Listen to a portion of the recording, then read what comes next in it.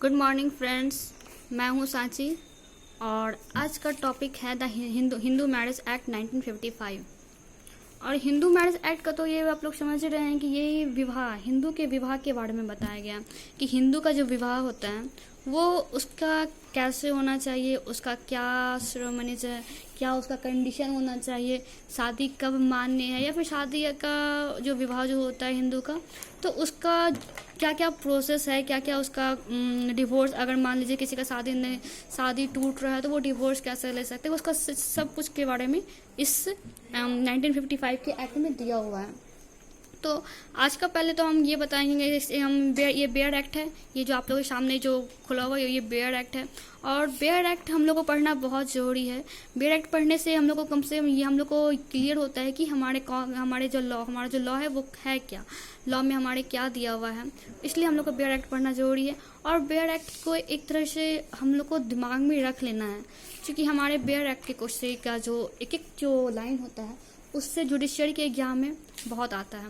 बहुत इस जुडिशरी का जो प्रीलिम्स होता है उसमें बहुत सारा बेयर एक्ट ही आता है, इसलिए हम लोग को जो बेयर एक्ट को एक एक लाइन उसको अच्छे से समझना है और पढ़ना है। इसको रटने की कोशिश नहीं करना है, बस समझना है। तो यहाँ पे देखिए, द हिंदू मैरिज एक्ट 1955 जो है ये एक्ट नंबर 25 ऑफ 1955 का है। मतलब इसका मतलब ये होता है कि 1955 में जो एक्ट बना, जो भी एक्ट बना 1955 में, उसमें ये एक्ट नंबर 25 है। इसका मतलब जो उसका जो मतलब उसमें 25वां नंबर पे ये एक्ट उस समय लागू हुआ था। और आप लोग देख रहे होंगे वहाँ हाईलाइट भी किया हुआ है 18 मई 1955। इसका मतलब ये है ना कि 18 मई 1955 को इसको लागू किया गया था और ये पार्लियामेंट के द्वारा इसको लागू करवाया गया था। तो हमारा जो और इसका जो अमेंड क्वाडिफायर जो और ये जो है वो हमारे पार्लियामेंट के द्वारा करवाया गया था। और ये इसका ये जो दिया हुआ है इसका है कि ये लॉ से रिलेटेड है और ये मैरिज से रिलेटेड है और ये अमॉन्ग हिंदूज के बीच में है। ये हिंदूज के बीच के है, इसमें दो हिंदूज का बीच के शादी के बारे में बताया गया है। और an act to amend and codify the law relating to marriage among Hindu be it enacted by parliament in the 6th of the republic of India. इसका ये क्या मतलब है कि कोई भी कानून जो बनता है वो या फिर कोई अमेंड होता है या इसका मतलब इसका कोडिफाई किया जाता है, वो मैरिज से रिलेटेड है और ये वो हिंदू के बीच में है और उसको जो है पार्लियामेंट के द्वारा इनेक्ट किया गया है। और इसको कब करवाया गया है, तो रिपब्लिक डे हमारा जो है उसमें 6th ईयर करवाया गया। हमारे 6th year of Republic day जो हम लोग का जो 1950 में हुआ था, उसके बाद तो उसको 6th ईयर का है। ये चीज़ हमारे यहाँ तक तो बहुत आसानी से क्लियर हो गया कि हमारे बेयर एक्ट पे क्या दिया हुआ है। और इसके अंदर 6 चैप्टर्स हैं, chapter 1, chapter 2, chapter 3, chapter 4, chapter 5, chapter 6। तो चैप्टर 1 में जो है प्रिलिमिनरी है। इसका मतलब होता है कि ये हर एक चैप्टर्स में शुरुआत में उसके बारे में छोटा सा इंट्रोडक्शन दिया जाता है कि इस चैप्टर में क्या है, इसमें क्या है। तो इसमें भी दिया गया है कि इस चैप्टर में हम लोग को किस चीज़ के बारे में दिया हुआ है।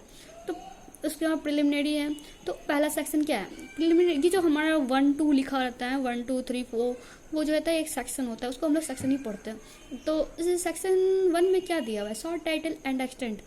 और आप लोग को तो यहाँ पर नाम से ही पता चल रहा है, टाइटल मतलब किसी भी चीज़ का टाइटल देना, किसी भी चीज़ का टाइटल।